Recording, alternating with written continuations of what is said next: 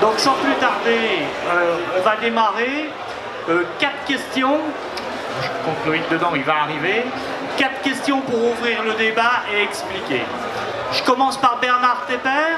Donc, comme je sais en plus que ce sont tous de grands bavards, je vais quand même les limiter à un quart d'heure et je surveillerai. Bernard, je te surveillerai.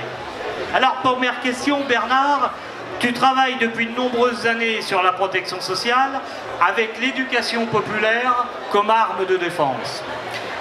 Quelle analyse fais-tu de la situation au regard des différents plans de destruction successifs, quels que soient les gouvernements, de notre protection sociale?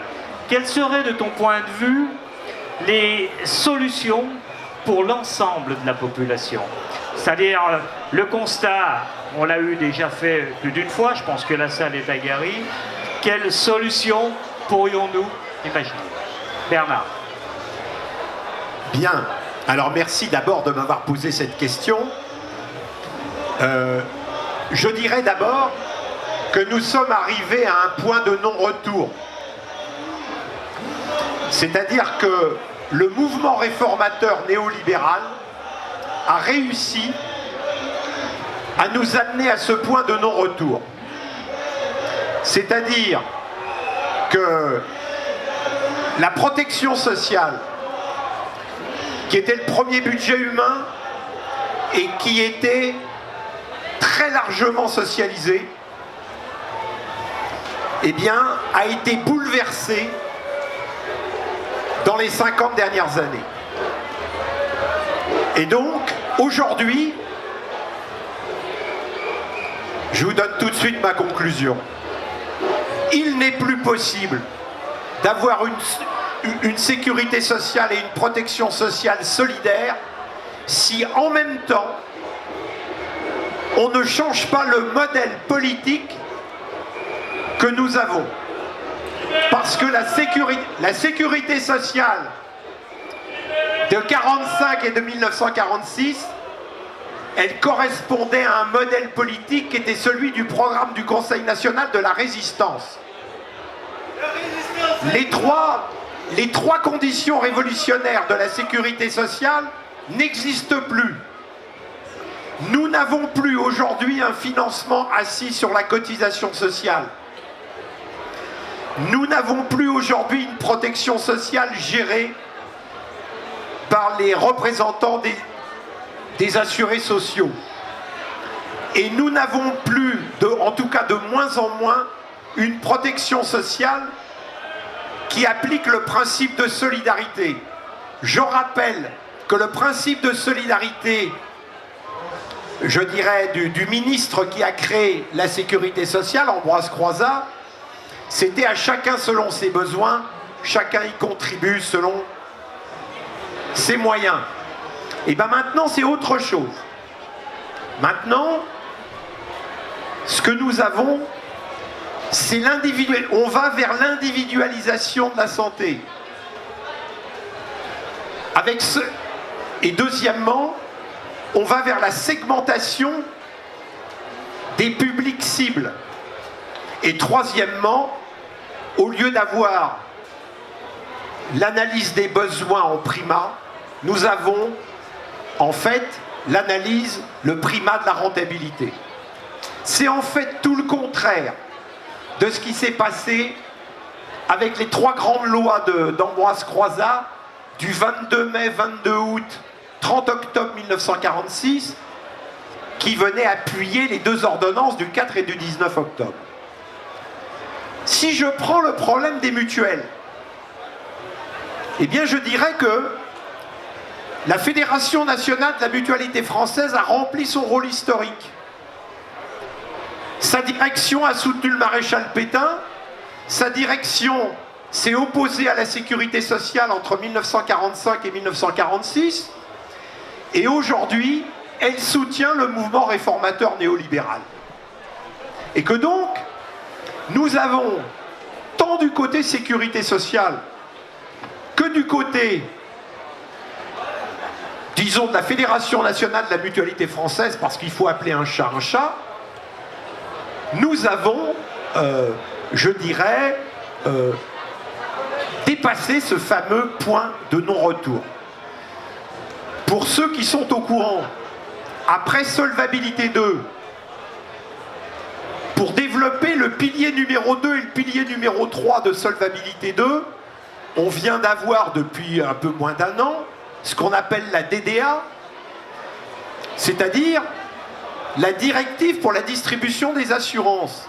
Là maintenant c'est clair, on va très rapidement à l'individualisation de la santé, et qui dit individualisation veut dire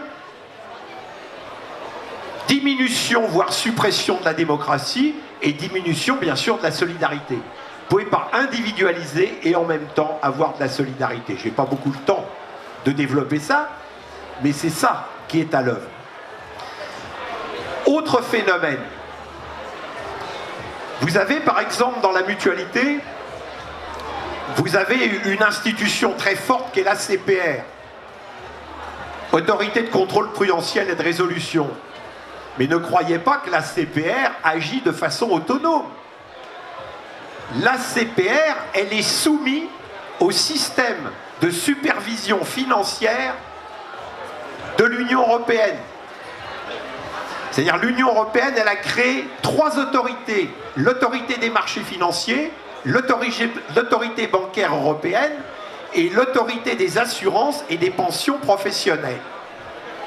Ces trois autorités fonctionnent main dans la main, comme les doigts d'une main.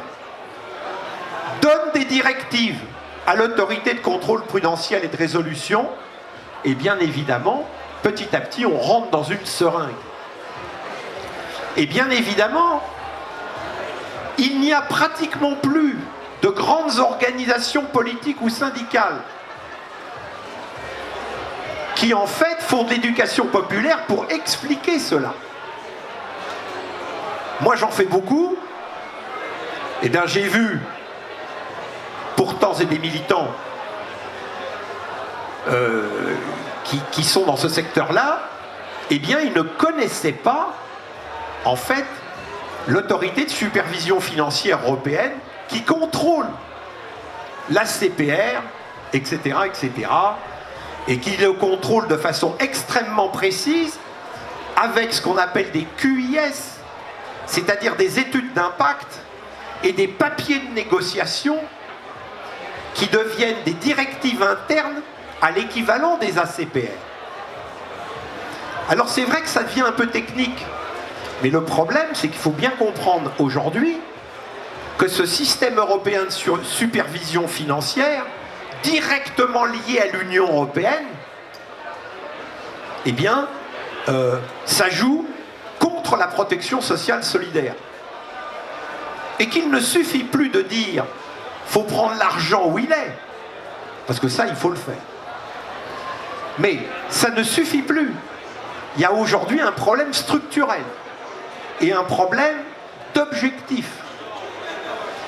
Et que bien évidemment, ce qui est en train de se passer, alors vous allez me dire, tout ça est très lent. Parce que la protection sociale, c'est 800 milliards d'euros.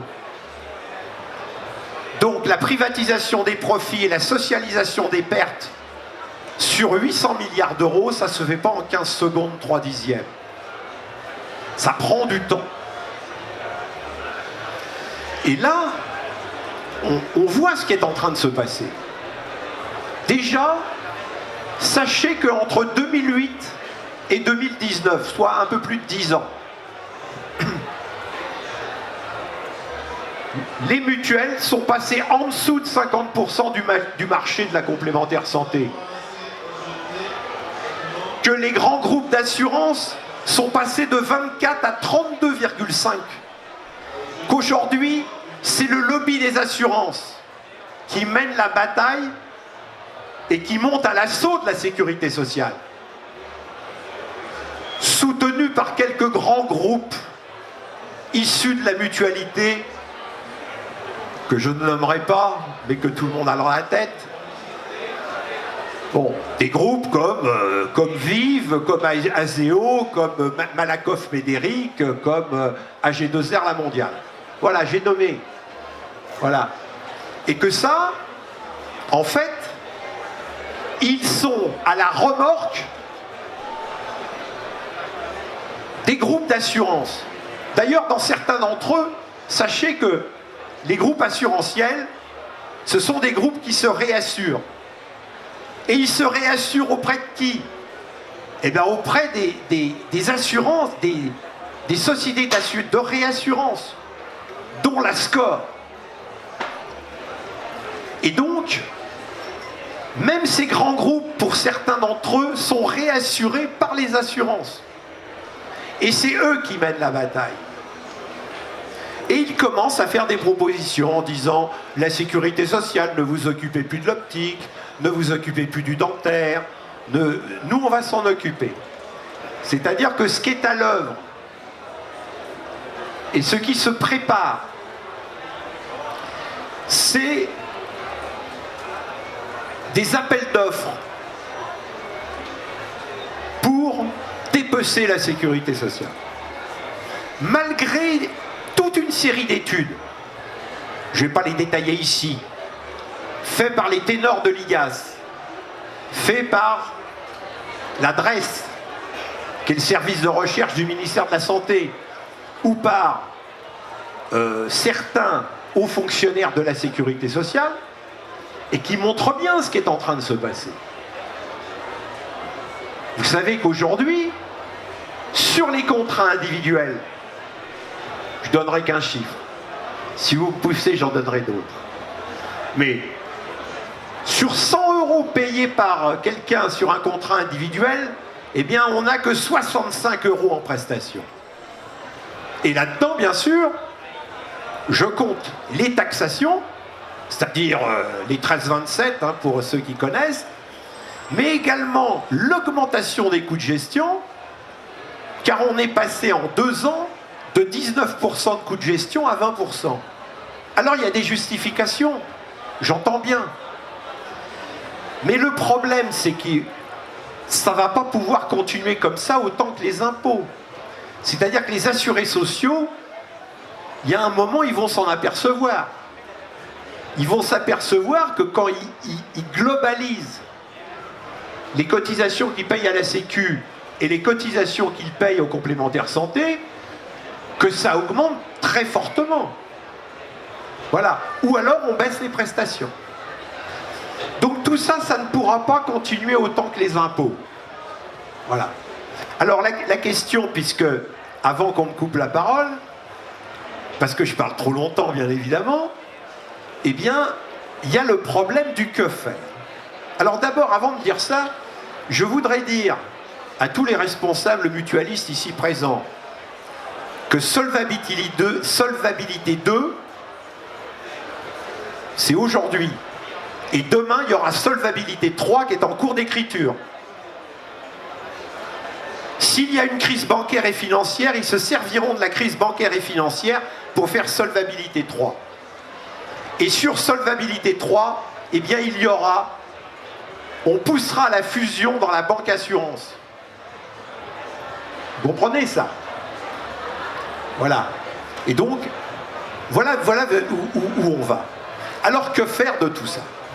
Eh bien, le problème, c'est que ça va, d'un côté, relativement lentement, de l'autre côté, le lobby des assurances, puisque c'est le lobby des assurances qui dirige l'UNOCAM, hein, c'est pas le président de l'UNOCAM qui dirige l'UNOCAM, c'est le lobby des assurances qui dirige l'UNOCAM. Et ils sont poussés. Ils sont passés de 24 à 32,5%, et ils savent très bien que si ça continue comme ça, ils vont atteindre 40% du marché de l'ensemble de la complémentaire santé, et que ce que la directive de la distribution d'assurance qui vient de sortir, et qui est notée sur les marchés cibles, mais les assurances, ça fait longtemps qu'ils ont fait les marchés cibles. Ça fait longtemps qu'ils n'assurent que les gens rentables et qu'ils n'assurent pas les gens qui ne sont pas rentables. C'est comme la même différence qu'il y a entre les cliniques privées à but lucratif et puis les hôpitaux publics qui prennent tout le monde, avec des difficultés inouïes. Et j'espère que Loïc Penn va venir ici pour nous expliquer ce qui se passe dans les urgences. Mais, et donc de ce point de vue-là, ce qui est nécessaire de faire aujourd'hui, c'est de pratiquer l'éducation populaire refondée. Parce que quand j'ai dit au début qu'il fallait changer de modèle politique pour avoir une protection sociale solidaire et que maintenant les changements cosmétiques, nous laissons ça à BFM TV, TF1, France 2, LCI et autres. Voilà. La réalité, c'est que maintenant, il faut changer le système. Et que pour changer le système, il n'y a qu'une seule force qui peut changer le système. C'est le peuple, c'est les citoyens. Et donc, la priorité, plus que jamais, c'est effectivement une éducation populaire refondée sur les enjeux de la sécurité sociale et de l'ensemble de la protection sociale. 800 milliards d'euros, 31,3% des richesses produites par le pays. C'est énorme. C'est, disons-le, presque le double du budget de l'État, tout ministère confondu. Le budget de l'État, c'est beaucoup plus petit que le budget de la protection sociale. Donc voilà, il n'y a pas d'autre moyen que de dire aux gens ce qui se passe réellement. Et que, parce que ce qu'ils entendent dans les grands médias, aux mains d'une dizaine de milliardaires, c'est le contraire du réel, c'est pour escamoter les choses. Donc nous avons besoin, je dirais, de lancer des campagnes d'explication populaire. Et pour ça, eh bien, il faut qu'on travaille avec tous. Et donc, ce n'est pas possible simplement par un organisme ou deux. Il faut vraiment une mobilisation. Il faut arrêter d'endormir le peuple sur la réalité. Et donc, je ne vois pas d'autre moyen, parce que bien évidemment, on a eu un mouvement social à partir du 17 novembre dernier, nous en aurons encore des mouvements sociaux. Il faut que les mouvements sociaux se déclenchent avec une bonne connaissance de ce qu'est la protection sociale, qui est le problème numéro 1 des Français. Je dis numéro 1 lorsqu'on cumule toute la sécu, lorsqu'on cumule l'assurance maladie, les retraites, la branche famille, les accidents du travail et les maladies professionnelles, quand tout ce que font aujourd'hui encore les départements et puis, je dirais, les municipalités. Donc, de ce point de vue-là, une seule solution aujourd'hui, tous, priorité à l'éducation populaire en matière de santé et de sécurité sociale. Je vous remercie de votre attention. Merci Bernard. Alors, cette fois, Frédéric Rauque. Frédéric, tu es rédacteur en chef de la revue Ecopo du Parti communiste. Ça y est, tu as un micro. Donc toi, je te laisse donner ton analyse de la situation aujourd'hui sur notre protection sociale.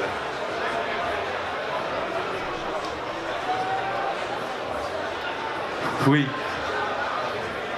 Après ce que vient de dire Bernard, moi je voudrais commencer par dire une chose. D'abord, c'est bien ciblé que la question, les enjeux en fait de la protection sociale, c'est vraiment une bataille politique. Mais une bataille politique bien particulière. Tu as fini par dire qu'on a eu un mouvement social qui a débuté le 17 novembre dernier. Moi je dirais qu'il a débuté bien avant, puisqu'il ne faut pas oublier les cheminots. Et les cheminots qui renvoient au service public et qui renvoient de la même manière à la question en fait de l'appropriation et de l'utilisation de la richesse produite, ou bien pour la réponse aux besoins des populations, ou bien pour la rémunération du capital et donc des actionnaires et de la finance. C'est ça l'enjeu politique aujourd'hui, en fait, qu'il y a derrière la protection sociale en général et la sécurité sociale en particulier. Bernard dit à juste titre que le budget de la protection sociale dans son ensemble, c'est 800 milliards d'euros. Il faut préciser derrière en disant en fait que le budget de la sécurité sociale, c'est quasiment 500 milliards d'euros de ces 800 milliards d'euros. Or, le budget de la sécurité sociale, lui, est construit en fait sur une base.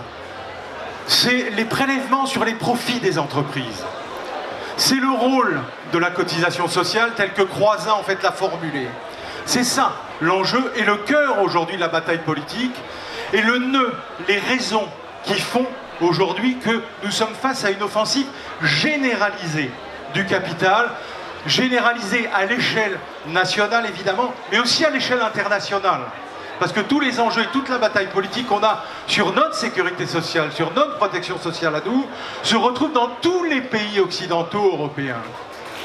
On est là sur le cœur en fait d'une bataille politique majeure à l'échelle internationale, sur l'appropriation réellement en fait de la richesse produite. Alors vous me direz pourquoi est-ce que le capital en fait travaille ça? Vous me direz naturellement en fait il veut s'approprier la richesse produite en fait pour rémunérer ses actionnaires tout simplement. Sauf que là en plus on est face à une crise qui dure aujourd'hui depuis 50, 40 ans, 50 ans, ça dépend en fait à quel moment on l'a fait débuter, mais de la fin des années 60. La fin des années 60, on va dire. Une crise du capitalisme aujourd'hui, réellement, une crise systémique qui remet en cause le mode de régulation en fait du capital et dont aujourd'hui le capital n'arrive pas à se sortir.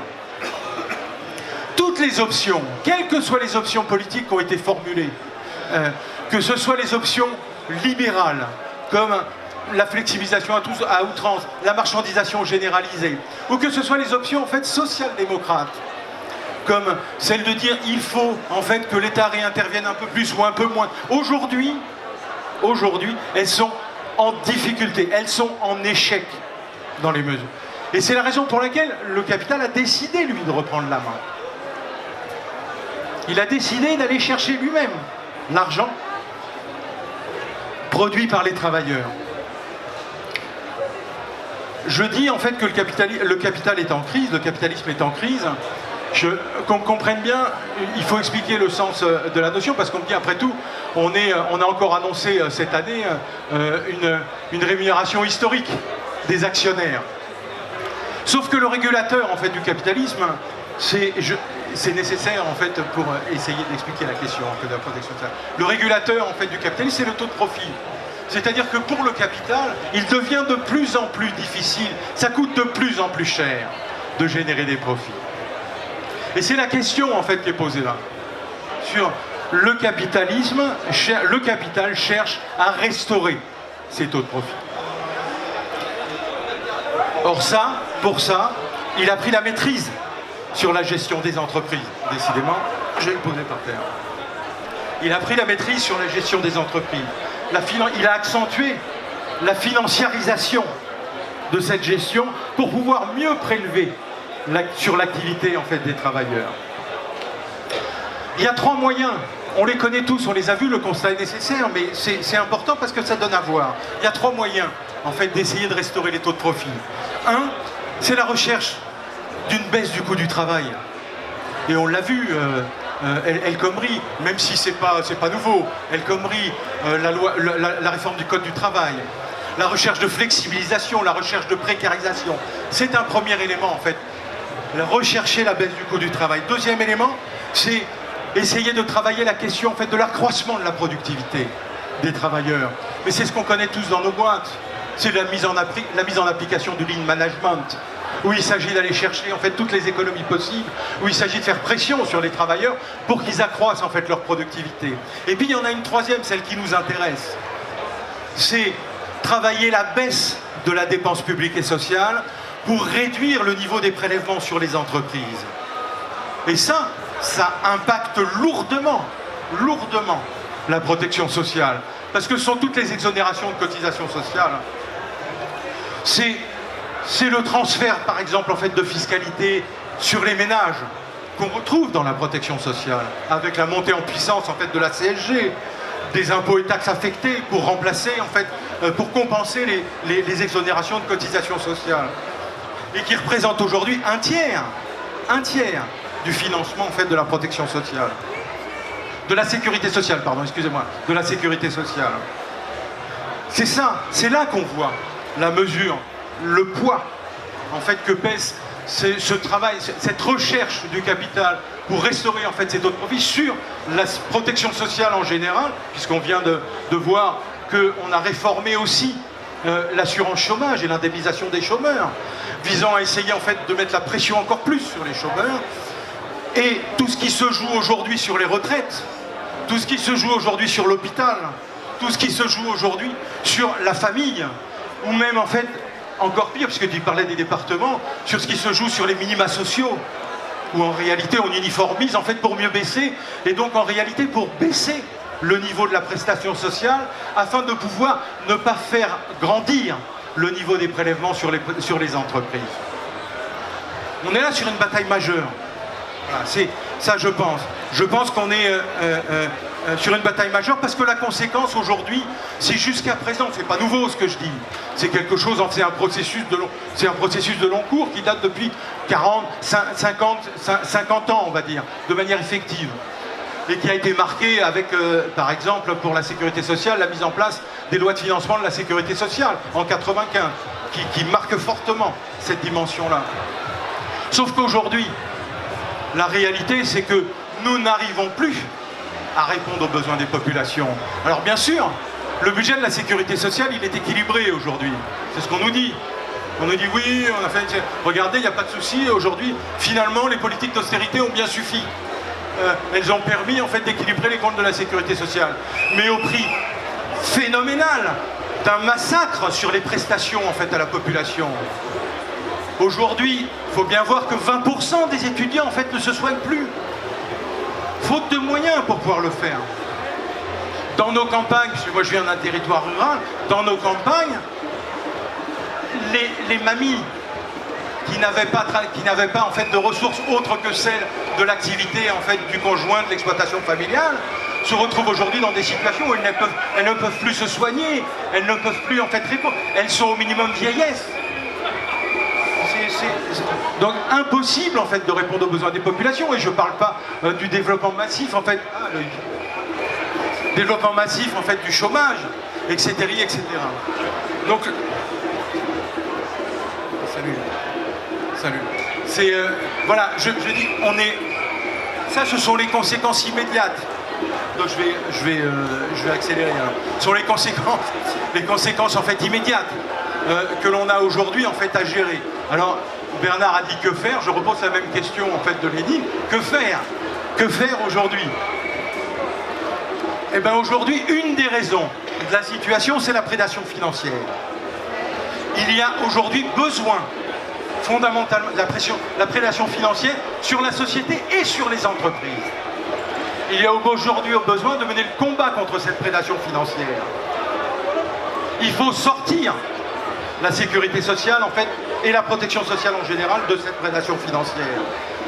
Une des propositions en fait, puisque j'ai l'étiquette PCF si j'ai bien compris, donc une des propositions en fait du PCF dans cette bataille, une des propositions structurantes, c'est la taxation des revenus financiers des entreprises. Aujourd'hui, la prédation du capital, il faut mesurer ce que ça représente. La prédation du capital, c'est-à-dire ce que nous appelons en fait le coût du capital. C'est 329 milliards d'euros par an que les entreprises sont obligées de payer, ou bien en charges d'intérêts bancaires, en frais financiers, ou bien en dividendes versés aux actionnaires. Et ce montant-là chiffrable que l'on retrouve dans les comptes de la nation n'intègre pas le coût de la spéculation foncière, le coût en fait du crédit interentreprise, etc., etc. Ce coût-là, c'est un coût, en fait, c'est une prédation dans le sens où cet argent, ces 329 milliards, qui représentent quasiment l'équivalent du budget de l'État. Tout à l'heure, Bernard parlait du budget de l'État, c'est 375 milliards d'euros le budget de l'État. Ce coût, en fait, du capital-là, il faut pouvoir le mettre à contribution parce qu'il est aujourd'hui parasitaire et il faut qu'il baisse. Le mettre à contribution en lui appliquant en fait les mêmes taux que les cotisations patronales pour chaque branche de la sécurité sociale. Ça, Cette mesure-là, c'est 85 milliards d'euros qui rentrent immédiatement dans les caisses de la sécurité sociale. Et 85 milliards d'euros aujourd'hui, ça veut dire quoi? Ça veut dire qu'on peut améliorer la prise en charge. Ça veut dire qu'on peut répondre aux enjeux en fait de l'hôpital. Ça veut dire qu'on n'est pas obligé de mettre en place en fait une politique des retraites qui soit une politique de réduction du niveau des pensions. Ça veut dire qu'on peut aussi commencer à réduire le prélèvement en termes de CSG sur les ménages. C'est un enjeu, sauf que cette mesure-là, qui est une mesure immédiate, structurelle, qui nécessite un combat politique, je l'ai dit au début, mais elle n'a pas vocation à être pérenne, parce que notre objectif, c'est pas de faire du coût du capital, des revenus financiers des entreprises, ou d'un prélèvement sur les revenus financiers des entreprises, la source du financement de la sécurité sociale. On a besoin aujourd'hui, en fait, de revenir à l'esprit. Je suis d'accord avec Bernard sur ce point. Revenir à ce qui existait avant, en fait, aujourd'hui n'est plus possible. Il faut revenir à l'esprit et inventer du neuf. Inventer du neuf, mais rester dans la philosophie, en fait, de Croizat. Rester, en fait, dans l'esprit de Croizat qui disait, oui, c'est chacun selon ses besoins, chacun selon ses moyens. Or, pour ça, il y a un moyen nécessaire, pour nous, en tous les cas, fondamental, c'est d'introduire, d'introduire contre cette prédation financière qui est au cœur du dispositif, puisqu'elle introduit un pouvoir nouveau, un pouvoir de la finance sur les gestions d'entreprise et donc sur les politiques salariales, sur les politiques d'emploi, d'introduire ce que nous appelons en fait la modulation des cotisations patronales. Il faut pouvoir jouer du gagnant-gagnant. Il faut pouvoir imposer aux entreprises dans un mécanisme en fait de hausse des cotisations patronales, parce que là aussi, je rappelle quand même qu'elles ont baissé de 17 points depuis en fait la fin des années 90, alors que le niveau en fait des cotisations salariales, le niveau du prélèvement salarial augmentait de 24 points. Donc il faut augmenter le niveau de la cotisation patronale, mais il faut aussi, dans le cadre de cette augmentation-là, faire en sorte en fait qu'elle puisse se moduler en fonction des politiques salariales de l'entreprise. Si une entreprise décide en fait de développer l'emploi, de développer la formation, de développer la qualification, de développer les salaires, il faut qu'elle puisse bénéficier d'un taux de cotisation patronale inférieur à celui qui est praticable au sein de sa branche d'activité. Et à l'inverse, celle qui joue le développement de la financiarisation contre l'emploi et les salaires, il faut qu'elle soit on va surcotiser, surimposer en termes de cotisation. Donc c'est ça l'enjeu.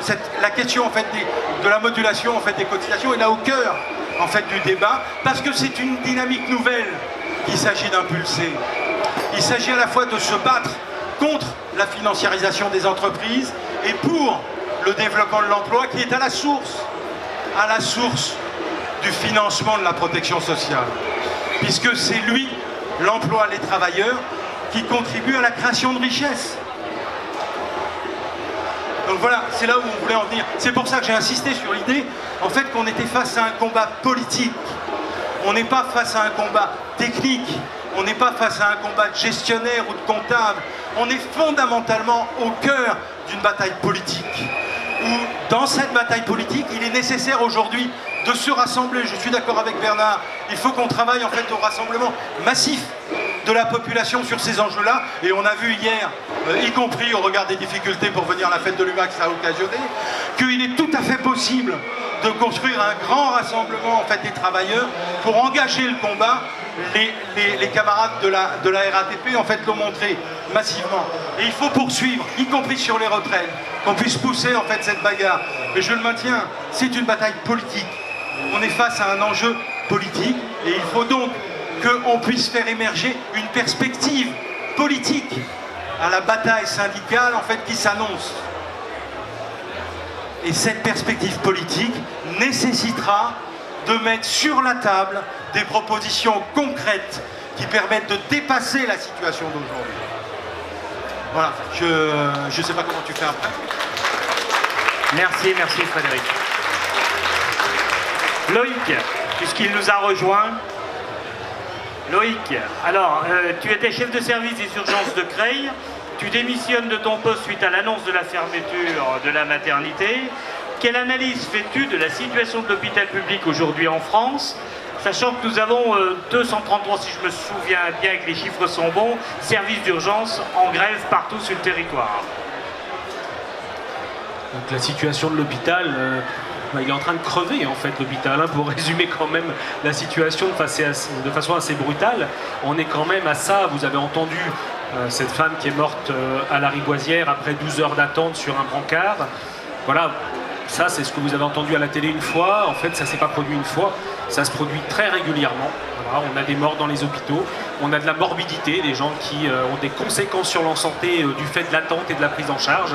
Enfin, on est arrivé à ça en 2019. Ça peut paraître étonnant de le dire comme ça alors qu'on est en plein progrès, mais on arrive à cette situation parce que nos services d'urgence aujourd'hui sont complètement débordés. Quand j'ai démissionné, alors oui, il y avait cette histoire de maternité qu'on fermait à Creil, une maternité de 1600 accouchements de niveau 3. C'est les maternités qui font les accouchements les plus difficiles. Donc ils ont fermé notre maternité sur un bassin de 150 000 habitants, là où on est la 7e ville la plus pauvre de France, avec 40% des gens du plateau creillois qui n'ont pas de véhicule personnel, une maternité à presque 17 bornes, sans moyens de transport public, enfin tout pour faire des catastrophes. Mais c'était la petite goutte d'eau qui a fait déborder le vase, parce que le vase était quand même déjà bien plein avec la situation qu'on vivait aux urgences. Donc je disais, les urgences sont embouteillées et c'est normal. On est passé de 8 millions de passages à 22 millions de passages en l'espace d'une vingtaine d'années. Dans le même temps, on est passé de 500 000 lits d'hospitalisation à 400 000. Donc on a plus de monde qui arrive et moins de capacité à les hospitaliser. Alors plus de monde qui arrive parce que on a aussi un problème majeur à l'extérieur de l'hôpital avec ce qu'on a appelé les désertifications médicales, des endroits où les gens n'ont plus de médecins. Donc évidemment, quand ils sont malades, il faut bien qu'ils soient, ils arrivent aux urgences. Donc c'est un premier embouteillage. Mais le pire n'est pas ça. Le pire, c'est vraiment notre incapacité à hospitaliser les patients qui nécessiteraient une hospitalisation. Et au-delà du nombre de passages, c'est les patients que nous recevons. Alors il y a deux raisons. Un, il y a eu un vieillissement de la population et des gens qui vivent plus longtemps. Voilà, parce qu'on a fait des progrès, et ça c'est bien, des progrès techniques et des progrès en santé, mais avec des pathologies chroniques qu'il faut prendre en charge différemment. On n'est plus sur les urgences d'il y a 30 ans. Donc ça demande, je vais donner un exemple, mais un infarctus, moi quand j'ai commencé, ma foi, on mettait un peu d'aspirine, un anticoagulant, on espérait que ça passe. Voilà. Aujourd'hui, un infarctus, alors après on a thrombolysé, c'est-à-dire qu'on a dissous des caillots dans l'artère. Et maintenant, on va le récupérer en SMUR, on l'amène aux urgences, on le technique, on le passe en salle de choro, on débouche l'artère, on met un ressort et il va en musique. Sauf qu'entre le début où j'étais tout seul à mettre mon aspirine et mes anticoagulants et maintenant, on est passé de 3 intervenants à une bonne dizaine. Voilà, c'est aussi ce qui explique le travail supplémentaire dans nos hôpitaux. On a fait des progrès, mais évidemment, ça demande de l'humain, ça demande de la technique, ça demande de la connaissance. Et tout ça n'a jamais été pris en compte. On n'a pas augmenté nos capacités d'accueil, on n'a pas augmenté le personnel. Et au contraire, on nous a fermé des lits. Donc on a cette technicité, ces gens plus âgés. Et puis, c'est des gens qui demandent plus d'hospitalisation que par le passé, parce que avoir des gens en situation de pathologie chronique, c'est plus d'hospitalisation, et on n'hospitalise pas un patient âgé polypathologique en hôpital de jour. Le mirage ambulatoire qu'on nous a vendu, c'est du flan, hein. Ça n'existe pas. Ça ira très bien pour le jeune cadre dynamique qui a son apanoc à 30 ans, ça n'ira pas pour le papy qui s'est tout juste cassé le bras, mais qui est tout seul à la maison. Pas de bol, c'est le bras droit. À un moment donné, voilà, c'est simple à comprendre, sauf que visiblement, c'est pas acté par la technocratie. Donc, il continue, là aujourd'hui, une politique de casse du service de l'hôpital public. Donc, on pourrait se demander, mais pourquoi ? Pourquoi fermer une maternité ? Pourquoi ne pas mettre les moyens dans les urgences ? J'ai entendu aucun responsable politique de la République En Marche ou des Républicains nous expliquer qu'il fallait absolument tuer les personnes âgées dans les urgences ou mettre les femmes en situation d'accouchement dangereux. Personne n'a dit ça. Donc pourquoi est-ce qu'ils font ça ? Mais c'est parce que, oui, en effet, c'est un combat politique. L'enjeu, il est de ce niveau. Le budget de la sécurité sociale, ça a peut-être été dit parce que je suis désolé, je suis à la bourre, hein, mais c'est 500 milliards d'euros, près de 500 milliards d'euros. Le budget de l'État, pour vous donner l'échelle, c'est 390 milliards d'euros. L'enjeu est colossal. En 2008, on a eu une crise financière terrible. C'est une accumulation de capital titanesque qu'on n'arrivait pas à rentabiliser. On a utilisé tous les moyens pour le faire, y compris des prêts hypothécaires à des gens qui ne les rembourseraient jamais. Ça s'appelait les subprimes, du beau nom de la crise des subprimes. Une catastrophe, évidemment. À un moment donné, on s'est aperçu que ça ne serait jamais remboursé. Les bourses se sont effondrées. Beaucoup d'argent a été détruit. Aujourd'hui, on a les mêmes sommes qui se sont reconstituées, et même au-delà. Et ils ont les mêmes difficultés à rentabiliser ce capital, de nouveau. il y a quelque chose qui les attire énormément. C'est nos 500 milliards de la Sécu. Parce que, franchement, cet argent, pour l'essentiel, ne sert pas le capital, ne rentabilise pas de capital. Il est reversé soit sous forme de pension, soit sous forme de service, ça c'est ce qui m'est payé quand je vous soigne. On me reverse de l'argent, c'est l'argent des cotisations, ça permet de payer tous les salariés du système de santé public français, et privé aussi d'ailleurs. On ne le dit jamais assez, mais les libéraux sont payés aussi avec cet argent socialisé. Leur enjeu, c'est de le récupérer le plus possible. Quand aujourd'hui on détruit un service public hospitalier, quand on empêche les urgences de remplir leur mission, quand on empêche les maternités publiques de remplir leur mission, on libère le marché. À côté de chez moi, quand on a fermé la maternité, immédiatement 20% d'augmentation des accouchements sur la clinique privée, tout bénef. Quand on n'a plus des urgences qui fonctionnent immédiatement, alors ça a été le cas il y a quelques années à Paris, partout on fermait les hôpitaux de proximité parisiens, on voyait des cliniques chirurgicales qui s'ouvraient. Et chez nous c'est pareil. Maintenant la clinique de chez nous fait des soins non programmés, des urgences, pas tout. Ils prennent pas les SMUR, ils prennent pas les pompiers, c'est sur appel, ils prennent la partie finalement de fait, c'est pas comme ça que c'est dit, mais de fait c'est la partie la plus rentable. Quand je parlais tout à l'heure du jeune cadre dynamique de 30 ans qui a une appendicite, souvent il va en clinique. Nous, on récupère plutôt le SDF amputé diabétique qui a une appendicite. Alors, le coût de l'appendicite, c'est le même dans les deux cas. Par contre, les dépenses pour ce patient, les patients vont pas être les mêmes. C'est pour ça que souvent, on compare des pommes et des bananes, en nous disant que l'hospitalisation privée est plus performante et moins coûteuse. Elle n'est pas moins coûteuse, elle sélectionne juste les patients qu'elle prend. Et évidemment, on se fait, c'est un honneur pour le service public de prendre tout le monde, mais cet honneur, il a un coût. Et aujourd'hui, l'État a décidé de ne plus l'assumer. Donc on se retrouve dans cette situation tout à fait terrible. Aux urgences, il n'y a pas de problème en fait. Le problème, il est plutôt avant et après. Mais tout se concentre là parce qu'il n'y a plus d'avant et il y a de moins en moins d'après. Donc finalement, on est en train de vivre une situation explosive dans ce qui fait le lien entre toutes ces problématiques de notre parcours de santé. Et ce sont les urgences. Donc en effet, il y a 233, ça monte toujours. Services d'urgence en grève, on n'a jamais vu ça. On n'a jamais vu ça. Mais en même temps, on va avoir besoin collectivement, les partis politiques, les syndicats, les associations, les salariés, les professionnels de santé, de nourrir cette bataille. Parce que si on ne comprend pas les enjeux, à un moment donné, on va perdre. On va perdre parce qu'il faut que tous ces enjeux ne restent pas dans l'hôpital, mais sortent dans la population, soient compris par les professionnels. Il faut bien mesurer ce que c'est une grève des urgences. C'est une grève assignée. On travaille quand même parce qu'on a essayé de ne pas tuer les gens, ça c'est bien. Mais notre rapport de force, finalement, il est limité. Il ne vaut que parce que les gens vont s'en emparer, que parce que la population va s'en emparer, que parce que le mécanisme de vol qui est en train de s'exercer, de prédation qui est en train de s'exercer de la part des financiers sur ce bien commun qu'est la sécurité sociale va être compris et qu'on va proposer une alternative de revenir à une sécurité sociale basée sur la cotisation sociale. Je pense que tout ça a été dit. Comme je suis un peu à la bourre, je ne sais plus trop ce que je peux dire et pas dire, mais en fait, on doit revenir à ces fondamentaux. Alors, j'ai entendu ce que vous aviez dit, oui, pas refaire ce qui a été fait, mais retrouver l'esprit.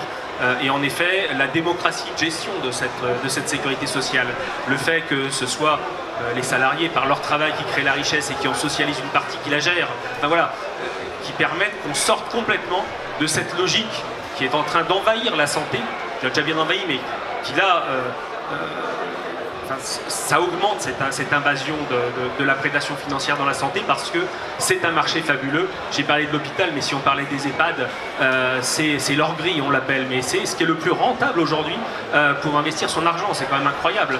Et on devrait pouvoir aujourd'hui créer... faire que la sécurité sociale s'empare de cette question-là et traite les questions de l'autonomie. Ça aussi, c'est des questions qu'on va devoir avoir.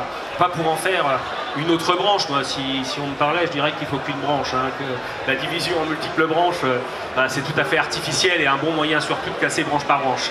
Je pense qu'un bon tronc bien solide, ce serait bien mieux, qui permettrait de gérer l'ensemble des risques tout au long de la vie, comme on l'avait imaginé au début d'ailleurs. Donc voilà, l'hôpital, ce qui est en train de s'y passer, finalement, c'est qu'une des attaques qui est faite contre l'ensemble de la sécurité sociale. On a les retraites, on a déjà liquidé une bonne partie des cotisations famille. Là, on s'attaque fortement à la santé. AXA, d'ailleurs, l'a bien compris, qui prévoit déjà 3 niveaux d'assurance, avec la base, la normale et la luxe, qui comprendra même la chirurgie esthétique. Voilà, on est en train de créer une logique, finalement, de santé à la carte, donc là, plutôt de santé à la carte bleue, parce que c'est exactement ça qui va se passer. Et notre logique aujourd'hui dans les hôpitaux, c'est de mettre en échec cette casse de l'hôpital public, de gagner à ce que tout de suite on améliore dans les hôpitaux la situation, parce que déjà ça, c'est une mise en échec de leur logique de marchandisation. Si nous gardons un service public fort, nous ne faisons pas la place au privé pour s'installer, parce qu'ils sont en train de travailler à une véritable privatisation indirecte. Bon, même s'ils installent aussi le privé à l'hôpital. Bon, après, il y aurait des plombes à dire, mais je pense que je suis bien là déjà sur le temps. Merci Loïc.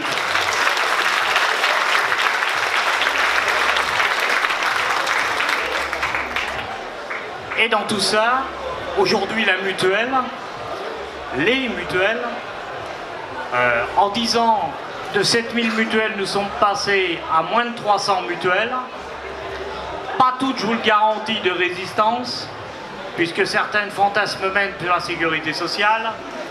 Sylvie Dubois, tu es vice-présidente de la MFU, une mutuelle adhérente à Alternative Mutualiste. Tu es au cœur de tous les problèmes et des attaques qu'ils sont menés contre tous nos organismes mutualistes. Donne-nous, de ton point de vue à toi, le sentiment des dirigeants mutualistes qui sont malmenés parce que, vous l'avez entendu tout à l'heure avec les contrôles ACPR, ce sont surtout des frais de gestion qu'on rajoute. Derrière tout ça, le mutualiste qui voit ses cotisations grimper et un pouvoir d'achat diminuer et une attaque sans cesse sur les retraités. Merci. Donc effectivement, on parlait des réformes importantes sur la sécurité sociale. Bien sûr, ça a un impact important sur les mutuelles. Et si je peux dire, il y a 15 ans particulièrement, où là, il y a eu un tournant, une aggravation. Il y a eu déjà avant des réformes qui ont porté sur la maîtrise comptable des dépenses de santé pour réduire les dépenses de santé de la sécurité sociale au nom du fameux trou. Et puis de toute façon, depuis sa création, la sécurité sociale a vécu des attaques du patronat, du capitalisme pour empêcher que cette protection sociale soit au niveau qu'on la connaît. C'est-à-dire, il y a eu d'abord, après la création en 1945 par Ambroise Croizat, il y a eu les ordonnances de 68 qui là ont éclaté la sécurité sociale en branches. Justement, c'est à ce moment-là que ça s'est passé. Et puis, évidemment, l'entrée du patronat dans la gestion des caisses, puisqu'avant uniquement les organisations syndicales géraient les caisses de sécurité sociale. Et puis, bien sûr, on a connu l'arrivée de la CSG par Rocard. Il y a eu les mesures veille. J'accélère parce que vous en avez tous entendu parler de ces réformes, mais elles ont été considérables dans l'attaque de la sécurité sociale. Les lois Balladur, et à chaque fois, c'est à la fois l'assurance maladie, famille, mais les retraites en même temps. On a eu également le plan Juppé. Oui, je l'ai dit, les mesures veille, la loi Balladur, le plan Juppé, les lois Aubry, etc. Et bien sûr, le vrai tournant, je dirais que c'est depuis la réforme d'Oust-Blazy de 2004, où là, l'attaque contre la sécurité sociale a été encore plus forte, en modifiant structurellement son fonctionnement et le départ de l'étatisation de la sécurité sociale. Avec la nomination, je vous le rappelle, du directeur de la Caisse nationale d'assurance maladie par l'État. Donc là, c'est vraiment un changement fondamental. Et bien sûr, vous en avez entendu parler, la création des contrats responsables, je vais y revenir, la TSCA, la taxe sur les contrats d'assurance, le parcours de soins obligatoire, c'est-à-dire avec la déclaration de son médecin traitant. Vous ne pouvez pas passer chez un spécialiste sans être passé par votre médecin traitant, c'est ça, le médecin traitant, dont il y a plus de 95% des Français qui l'ont déclaré. Sinon, les remboursements étaient bien sûr baissés de manière significative. On a vu arriver les franchises médicales, qui ont été un vrai renoncement aux soins, qui a coûté énormément aux patients, aux assurés sociaux, et la création des ARS. Pardon ? Oui, et bien sûr les déremboursements conséquents des soins et puis des médicaments. Cette réforme posait la base de la privatisation de la sécurité sociale. C'est aussi pour les mutuelles, avec les contrats responsables, c'est quand même la première fois où un gouvernement contraint les mutuelles à faire appliquer de force les lois gouvernementales. Je m'explique. C'est-à-dire qu'on a obligation en mutuelle de ne pas rembourser les soins au niveau du ticket modérateur si le patient n'a pas déclaré son médecin traitant, alors qu'on était complètement indépendant. Aujourd'hui, on doit obliger les patients à appliquer ces lois. C'était déjà une première pression sur les mutuelles de manière assez conséquente. Par exemple, interdiction de rembourser les franchises médicales, les dépassements d'honoraires quand il n'y avait pas le médecin traitant déclaré, etc. Donc là, vraiment, on agit complètement au service du gouvernement. Puis sous Sarkozy, c'est encore une réforme qui accélère l'offensive libérale contre notre système de protection sociale. On a vu arriver la loi Bachelot, la loi HPST, c'est-à-dire hôpital, patient, santé, territoire. Et puis, ce que je pourrais dire, c'est que notre mutuelle, comme toutes celles qui composent l'UNAM, Alternative Mutualiste, nous n'avons cessé de réagir, de nous opposer à tous les coups portés contre la sécurité sociale. On a fait des pétitions, des manifestations, d'abord contre les taxes imposées aux mutuelles. On a été au Sénat, on a été à l'Assemblée nationale. On était peu nombreux parce que ces pressions-là, ces taxes, ne sont pas toujours comprises des assurés sociaux. On a eu du mal et en sol mutuel, aujourd'hui on s'attaque bien pour dire les mutuelles elles ont d'argent, elles peuvent couvrir. Et c'est très très difficile pour les gens. Déjà aujourd'hui tu as la différence entre une mutuelle et une assurance. Et je crois que c'est important de rappeler les choses, le but non lucratif des mutuelles. Et pourtant, comme ça a été dit tout à l'heure, la CPS qui contrôle les mutuelles santé nous traite exactement comme les banques ou les assurances privées. C'est-à-dire qu'ils ont les mêmes exigences, avec des obligations de qualification professionnelle qui ont un coût évidemment pour les mutuelles. Et pour ça, on a été soumis à la taxe, la TSA. C'est une taxe mise en place sous les directives européennes. C'est une taxe sur tous les contrats d'assurance. Je dis bien contrat d'assurance. Donc on est mis dans le même sac. C'est-à-dire que si on a des contrats responsables, la taxe est de 7%.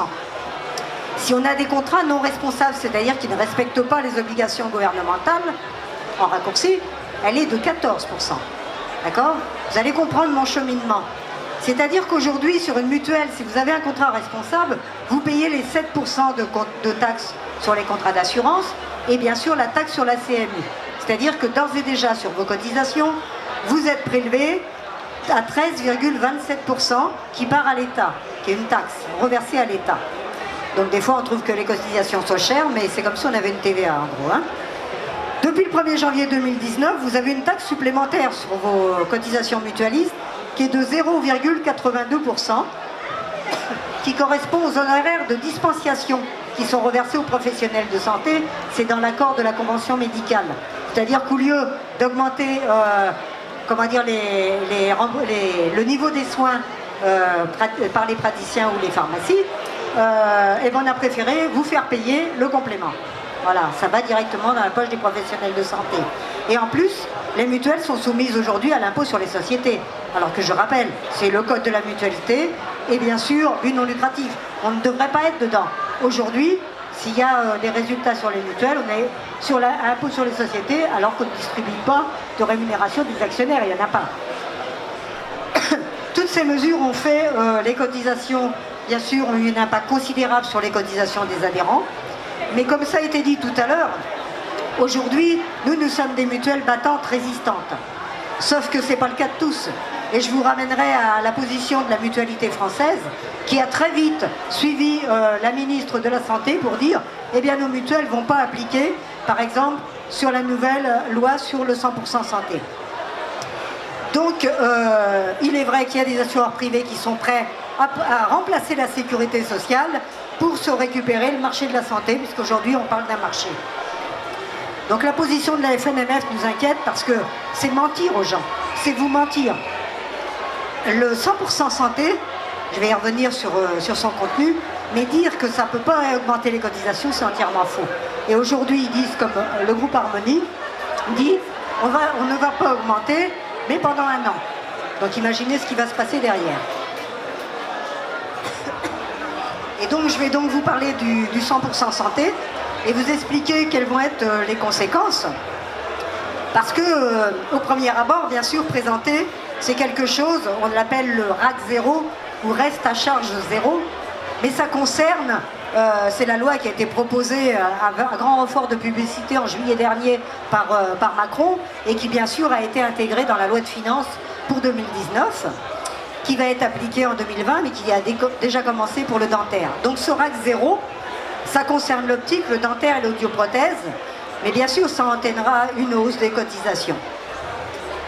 ce reste à charge, face à cette situation de la mise en place du reste à charge, on sait que les déremboursements, ça s'adresse qu'à ces trois professions. Donc on sait qu'aujourd'hui, la multiplication des dépassements d'honoraires et les déremboursements de soins ont entraîné un reste à charge si élevé qu'une personne sur 4 aujourd'hui renonce aux soins. Et c'est ça, ils utilisent le 100% santé pour dire on va remplacer, on va empêcher ce renoncement aux soins. Or, on sait très bien pertinemment que s'il y a une augmentation des cotisations, les personnes vont renoncer aux complémentaires santé, à avoir une mutuelle parce qu'ils pourront plus la payer.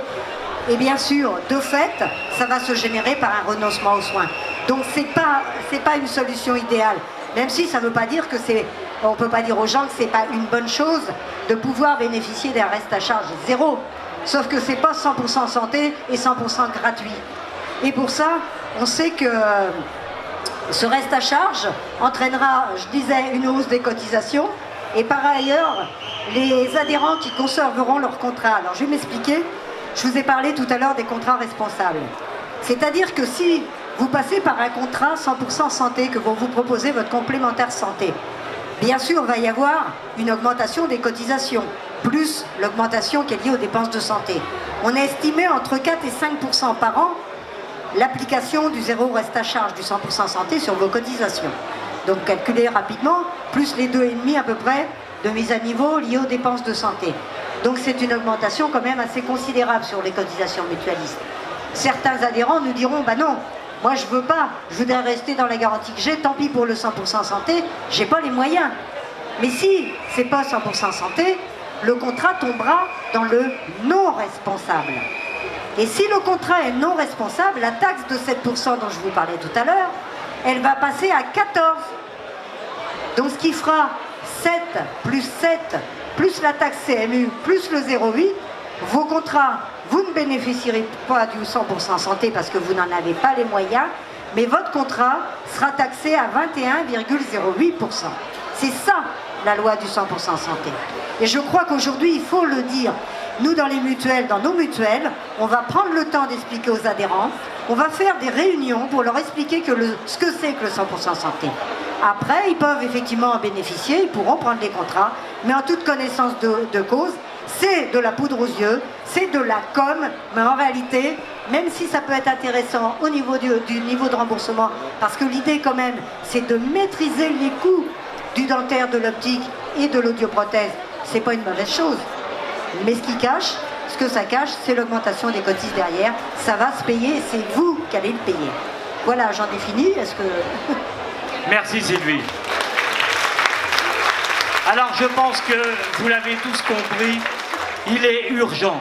Face à cette attaque de classe contre nos biens communs, Alternative Mutualiste appelle les assurés sociaux, les mutualistes, les citoyens à se rassembler pour résister et proposer une autre politique de santé et de protection sociale, non marchande, non assurantielle.